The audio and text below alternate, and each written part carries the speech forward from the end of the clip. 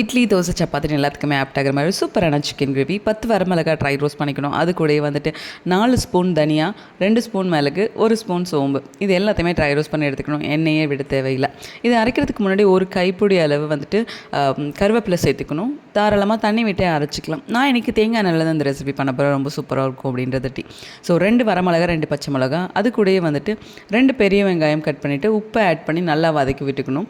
நான் இன்றைக்கி வந்து சாப்பரில் தான் வந்துட்டு சாப் பண்ண போகிறேன் தக்காளியை. ஸோ ப்யூரே பண்ணுறதை விட இது ரொம்ப நல்லாயிருக்கும் அப்படின்னு சொல்லிட்டு ஸோ 1 கியூப் வந்துட்டு இஞ்சி பூண்டு பேஸ்ட் சேர்த்துட்டு நல்லா வதக்கிடணும். எண்ணெய் பிரிஞ்சதுக்கப்புறமா நம்ம சாப் பண்ணி வச்சுருக்க தக்காளி போட்டுட்டு அது கூடயே வந்து மஞ்சள் தூளும் போட்டு நல்லா மிக்ஸ் பண்ணி இதுவும் எண்ணெய் பிரிஞ்சதுக்கப்புறமா சிக்கன் அப்படியே டேரெக்டாக ஆட் பண்ணிவிட்டு ஒரு 2 நிமிஷத்துக்கு அப்புறமா நம்ம அரைச்சி வச்சுருக்க பேஸ்ட் ஆட் பண்ணி அதில் கொஞ்சம் தண்ணி விட்டு ஒரு 10 மினிட்ஸ் to 15 மினிட்ஸ் வந்து மூடி வச்சு எடுத்தோன்னா ரொம்பவே சூப்பராக இருக்கும் இந்த சிக்கன் கிரேவி.